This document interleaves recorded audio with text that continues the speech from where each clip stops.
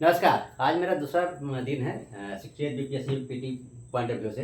इसके पहले भी हमने जो है 68 बीपीएससी पीटी के लिए पहला वीडियो बनाया था। हमारा प्रयास है कि अपनी वाइफ के साथ हम वीडियो बनाएं। उन्होंने बोला था कि जो आप मुझे समझाते हैं वैसा ही बच्चों को समझाइए तो बहुत फ़ायदा होगा, क्योंकि ये मेरा पढ़ाया हुआ इनको बहुत पसंद आया। आज का मेरा टॉपिक है बीपीएससी। अब हम सिलेबस को की ओर प्रस्थान करेंगे। सेक्शन 68 बीपीएससी पीटी, जिसका मैं पहले बता दिया हूँ कि जनवरी में शायद एग्जाम लेने की संभावना है। तो अब इस तैयारी में लग जाइए, 3 महीना हमारे पास है। तो आज से हम दूसरा पॉलिटी पर ध्यान में रखते हैं। पॉलिटी को हम समझने की कोशिश करते हैं। Indian polity, Indian polity Hindi में बोलता है भारतीय राज्य व्यवस्था। इंडियन पॉलिटी, भारतीय राज्य व्यवस्था। इससे करीब करीब 8-10 क्वेश्चन बनता है। कल भी हमने बताया था।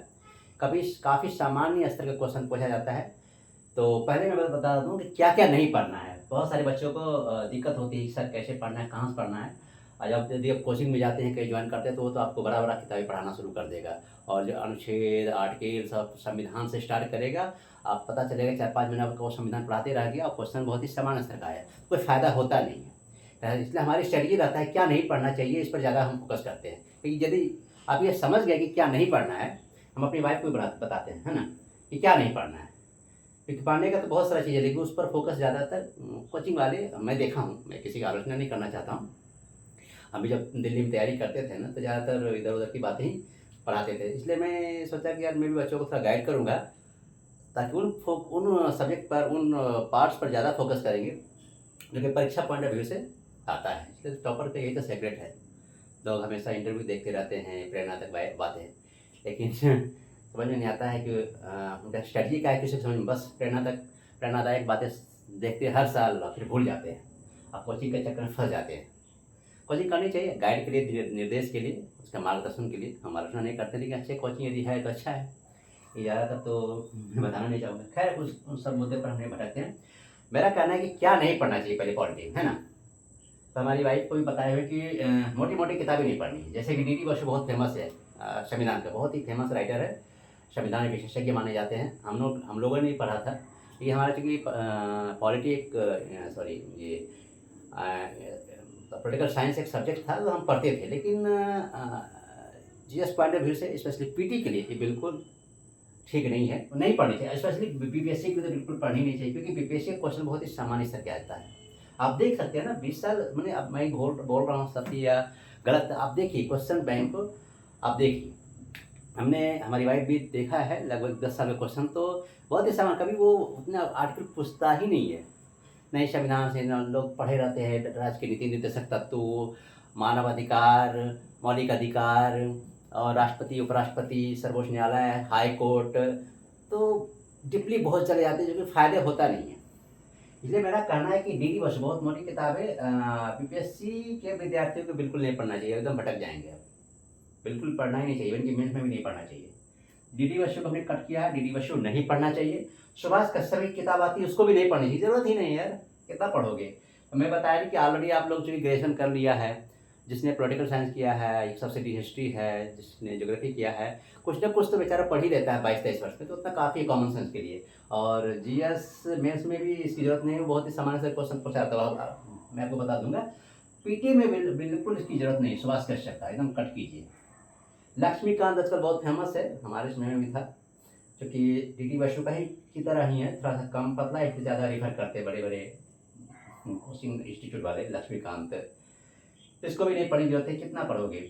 हाँ, एनसीईआरटी बहुत होते हैं। एनसीईआरटी एक बार होता है नए स्टूडेंट को, जो कि बिल्कुल स्कूल में नए हैं, जिनको कुछ भी पता नहीं, पॉलिटिक्स होता क्या है, हिस्ट्री क्या होता है, इसका पैटर्न क्या है, कैसे पढ़ना चाहिए, अंडरस्टैंडिंग के लिए NCERT 9th and 10th class का पढ़ लेनी चाहिए। नॉट ओनली पॉलिटी, हिस्ट्री भी पढ़नी चाहिए, इकोनॉमी भी पढ़नी चाहिए, 1 या 2 बार पढ़ लेनी चाहिए। हिस्ट्री, पॉलिटी, इकोनॉमी, ज्योग्राफी, उससे ज़्यादा पढ़ने की 9 तक काफ़ी है, उससे ज़्यादा पढ़ने और थोड़ा उसी से आता। पहले एक ज़माना था जब एनसीईआरटी से आता था, अब ऐसा कुछ नहीं। एक सामान्य स्तर का क्वेश्चन पूछता है, जो कि आपका इंटेलिजेंस पर आधारित होता है। मतलब यदि आप जानते हैं, ठीक ठाक आपका आईक्यू लेवल है, ठीक ठाक समझदारी है, उम्र के हिसाब से मतलब मैच्योरिटी लेवल हाई है, तो आप समझ सकते हैं। हमारी वाइफ तो परिवार पढ़ा था, बहुत सारा चीज़ तो अंदाजे मार लेती थी, क्योंकि ये कहीं का आपका एक्सपीरियंस, आपका नॉलेज, आपका मैच्योरिटी लेवल के आधार पर भी होता है। इसलिए ये कहीं नहीं है कि आपका नॉलेज होगा तभी। 5-6 क्वेश्चन ऐसा होता है डीपली, जो कि बहुत ज़्यादा डीपली पूछता है, उसको छोड़ दीजिए। नहीं तो हमेशा बोलता है छाटे की प्रवृत्ति भी रखिए, कुछ सवाल को छोड़ दीजिए। ठीक है ना, उसके हम पीछे लगे रहिएगा ना तो आप पीटी मास्टर बन जाएंगे, कभी आपका होगा नहीं। तो कुछ क्वेश्चंस को बिल्कुल छाड़ दीजिए, मैथ को छाड़ दीजिए, जिसका मैथ का नहीं है बैकग्राउंड, मैथ को छाड़िए, साइंस का भी 3-4 क्वेश्चन, बायोलॉजी का छाटिए, फिजिक्स का छाटिए, केमिस्ट्री का 1-2 छाड़ सकते हैं, कोई मुश्किल है उसमें, ज़्यादा डीपली घुसेंगे। पता है क्या विद्यार्थी ज़्यादातर कि किसी क्वेश्चन, किसी साल को क्वेश्चन देखा, बोला यार ये तो बहुत टिपिकल क्वेश्चन, अब वो उसमें घुसना शुरू कर देता है, या तो कोचिंग में जाएगा उसके लिए समाधान के लिए, या बड़े बड़े बुक्स लेना शुरू कर देता है। देखिए 1-2 क्वेश्चन तो हमेशा बीपीएससी में आता ही हर एक सब्जेक्ट से, स्पेशली साइंस है, तो उसके पीछे नहीं पढ़ना है। सामान्य जहाँ से आप पढ़ के आप निकाल सकते हैं उस पर फोकस करना जरूरी है, उसी को फोकस किए 3 महीना की स्टडी कीजिए, ठीक है ना। मैं बताया लक्ष्मीकांत नहीं पढ़ना है, NCERT 9th class 10th class पढ़ना है अधिक से अधिक। संसद टीवी जरूर देखिए, महत्वपूर्ण टॉपिक बहुत अच्छा है, बिल्कुल संसद टीवी देखनी चाहिए, स्पेशली राज्यपाल और उसका जो भी टॉपिक आते हैं, सुप्रीम कोर्ट, हाई कोर्ट, या जो भी महत्वपूर्ण एक्ट पर होता है, बहुत अच्छा चैनल है। इसके लिए तो सारा सब्जेक्ट ही बहुत अच्छा है, आप देख सकते हैं, समझ सकते हैं। लेकिन ज़्यादातर ये मेंस पॉइंट ऑफ व्यू से ज़्यादा अच्छा है, पीटी के लिए उतना ज़रूरी नहीं। लेकिन आजकल ये भी जो है ना 2-3 मिनट का कुछ वीडियो बना रहा है, जिसमें राष्ट्रपति, उपराष्ट्रपति, मुख्य न्यायाधीश, हाईकोर्ट, राज्यपाल, महान्यायवादी, कैग वगैरह का स्पष्ट करता है, काफ़ी अच्छा, आप देख सकते हैं, क्योंकि ऑथेंटिक सोर्स है। संसद टीवी अच्छा मानता है भारत सरकार का, उसके जो एंकर हो काफ़ी जानकार होते हैं और अच्छे स्रोत से ही लाते हैं, तो आप देख सकते हैं। भारतीय उसमें वैसे ही जो भारतीय राज्य व्यवस्था से संबंधित है, मैं बताया राज्यपाल, मुख्य न्यायाधीश, सुप्रीम कोर्ट का जज जनरल, और आज फिर आपका महान्यायवादी, कैग, जो भी जब महत्वपूर्ण सब बातें होती हैं, जो कंसेप्ट, उस संसद टीवी में आप देख सकते हैं पीटी पॉइंट ऑफ व्यू से। और इसके बहुत सारे सब्जेक्ट होते हैं, अपनी देखने की जरूरत नहीं है। अब आइए इतना तो हम बता दें क्या नहीं करना है। करना ये है, अब बीपीएससी पीटी भी आप देखेंगे क्वेश्चन, आप देख लीजिए, मैं तो खुद देखा हूँ, एक बार हम आपको दिखा भी देंगे अलग अलग वर्षों में कौन कौन क्वेश्चन आता है, किस ढंग का आता है। आप एक बार 10 साल का क्वेश्चन देख लीजिए, अब देख समझने की कोशिश कीजिए कि क्वेश्चन का पैटर्न क्या है, लेवल क्या है, डेप्थ क्या है, कहाँ कहाँ से ज़्यादा पूछता है। तो मैं अपना अध्ययन किया हूँ, तो मैं देखा हूँ कि ज़्यादा आर्टिकल तो पूछता नहीं है, कोचिंग वाले आर्टिकल पूरा पढ़ा देते हैं, मतलब इतना आर्टिकल लेना, मौलिक अधिकार से संबंधित, राज्य के नीति निर्देशक तत्व से संबंधित, मौलिक अधिकार से संबंधित लगभग 15-20 आर्टिकल रटवा देता है, राष्ट्रपति से संबंधित भी, उपराष्ट्रपति से संबंधित भी, कैग से संबंधित, निर्वाचन आयोग से संबंधित, जितना है रटवा रटवा के जान, वित्त विधेयक, धन विधेयक, विनियोग विधेयक, जितना होता है सब रटवा देता है, जान मार देता है बच्चों का। एक है ना वो कौन सीरियल आता है ना, वो कपिल शर्मा का, इतना करने के बाद बाबा जी का ठुल्लू मिलेगा, वैसे ही बात होती है, होता कुछ नहीं है, आपको बाद में कुछ हाथ नहीं लगता है, तो उतनी ही पढ़ी इतनी ज़रूरी है, बाबा जी की ठुल्लू पकड़ने से फ़ायदा है नहीं। तो मेरा मानना है कि हमने क्वेश्चन का एनालिसिस किया है, तो कुछ खास जगहों से ज़्यादा क्वेश्चन पूछा जाता है। जैसे संसद पूछ सकता है कि संसद में से कितने, मतलब संसद बनता है, लोकसभा, बहुत सारे विकल्प दे देंगे, तो लोकसभा, राज्यसभा राष्ट्रपति से मिलकर संसद का निर्माण होता है। लोकसभा, राज्यसभा को एमपी भी बोला जाता है, हमने अपनी वाइफ को समझाया था, बहुत लोगों को कन्फ्यूजन होता है कि एमपी होता है मेंबर ऑफ पार्लियामेंट, दोनों को बोला जाता है। इससे संबंधित ज़्यादा नहीं, बहुत ही सामान्य स्तर का, यदि आप समझ गए, कंसेप्ट क्लियर है कि संसद होता क्या है, बहुत ज़्यादा अंदर डिप में नहीं जाता है, कुछ कंसेप्चुअल क्वेश्चन ही 1-2 पूछ देता है। फिर राष्ट्रपति के बारे में थोड़ा देख लीजिए कि इसका कार्यकाल कितना होता है, थोड़ा महाभियोग वगैरह जो हटाने की प्रक्रिया है, सामान्य सरकार के 5 साल का होता है, हटाने की प्रक्रिया है कि संसद के दोनों सदनों के विशेष बहुमत से, यही सब है। उपराष्ट्रपति भी है, उपराष्ट्रपति थोड़ी बहुत कार्यकाल इसका कितना होता है, शक्तियाँ क्या है, सामान्य स्तर क्वेश्चन, इसमें सबसे ज़्यादा राष्ट्रपति पूछा जाता है, और ज़्यादातर तो बहुत सामान्य, राष्ट्रपति कार्यकाल कितना होता है, या किन किन पदाधिकारियों को नियुक्ति करता है, बहुत ही सामान्य सरकार। बहुत सारे इंडियन जितने भी पदाधिकारी हैं, मैंने महान्यायवादी, कैग, निर्वाचन आयोग, राज्यपाल, जितने भी महत्वपूर्ण संस्थाएं, सब सबकी नियुक्ति राष्ट्रपति ही करता है। ये तो सारी सबको पता है।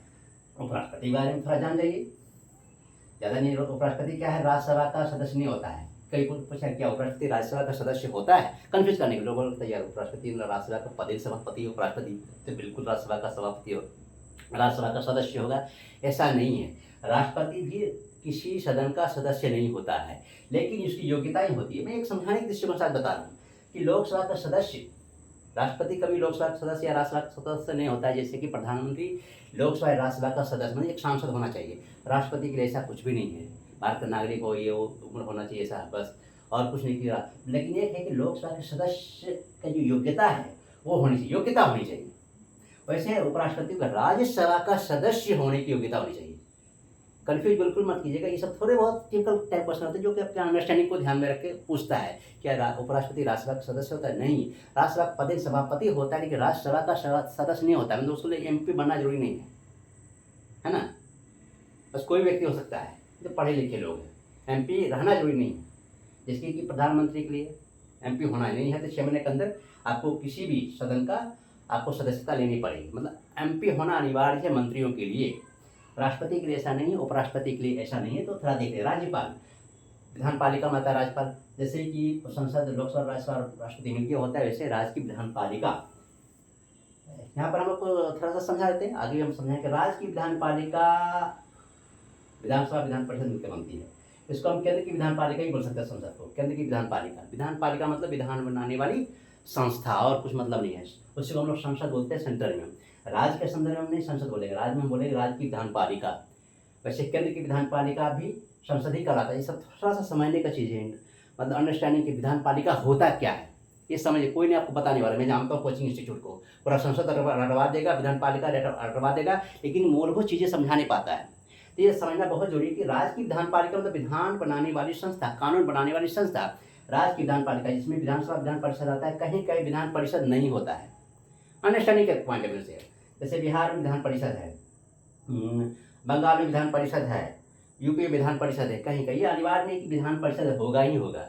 तो राज्य की विधान पालिका में विधान परिषद, विधानसभा होती है। विधान परिषद रहना अनिवार्य नहीं, लेकिन विधानसभा तो होना ही चाहिए। जैसे कि संसद में लोकसभा, राज्यसभा, राष्ट्रपति होता है, राज्यसभा भी होता है, ऐसा जरूरी नहीं कि विधान परिषद भी होगा। तो ये मूलभूत चीज़ें सब आते रहता है। विधान परिषद से भी कभी कभी सवाल पूछता है कि विधान परिषद की सदस्य संख्या कितनी होती है, 1 या 2, कभी कभी कन्फ्यूजन के रूप में।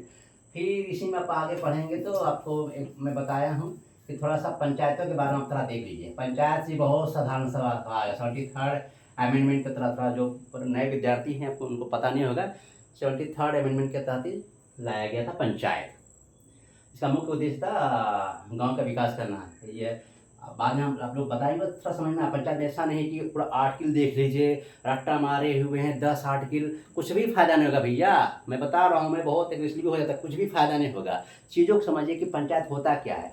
पंचायत से बहुत साधारण सवाल पूछेगा कि बिहार में पंचायत कितने स्तर का होता है? 3 स्तर, ग्राम पंचायत, पंचायत समिति, जिला परिषद, यही पूछता है। मिडिल में कौन होता है? तो पंचायत समिति। बहुत ही सामान्य, ये अंडरस्टैंडिंग ठीक ठाक है ना, पढ़े तो हो जाता है। पूछता भी नहीं आर्टिकल कौन सा भाग, रट्टा मारने लगता है। इसका करने की जरूरत, बस थोड़ा सा अंडरस्टैंडिंग।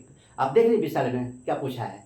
2 बार तो वो ब्लॉक में ही पूछ दिया, ब्लॉक का सवाल, फिर पंचायत समिति से पूछ दिया है, जिला परिषद सबसे उच्चतम स्तर कौन है, सबसे महत्वपूर्ण स्तर कौन है, कितना, ये तो बस यही पूछता है। सोर्स क्या है? तो सोर्स क्या है उसका? बहुत इनकम का स्रोत। तो कुछ टैक्स लगाया, उससे कलेक्शन हो जाता है। कुछ राज्य वित्त आयोग भी देता है और सेंटर भी देता है। ये समझना बहुत जरूरी है। सेंटर का केंद्रीय वित्त आयोग भी उसके लिए फंड देता है, राज्य वित्त आयोग भी उसके लिए अलॉट करता है। राज्य से मुख्य रूप से तो राज्य पर ही डिपेंड है ज़्यादा, तो उसको मिलता नहीं है। ये फंड को लेकर हमेशा कन्फ्यूजन होता है कि यार ये, चूँकि राज्य वित्त आयोग पंचायत से संबंधित है, आपको हम बाद में बताएंगे। ये बताया केंद्रीय वित्त आयोग, जिसको सामान्यतः वित्त आयोग बोला जाता है। ये राज्य वित्त आयोग मूलतः, आगे हम बताएंगे, बहुत सारा कन्फ्यूजन हो रहा है। मैं एक दायरा बता रहा हूँ क्या क्या पूछता है। पंचायत से 1-2 सवाल पूछता है, मुखिया से संबंधित 3 स्तर होता है, जिला परिषद। ज़्यादा आर्टिकल में घुसने की जरूरत नहीं, भाग में घुसने की जरूरत नहीं है।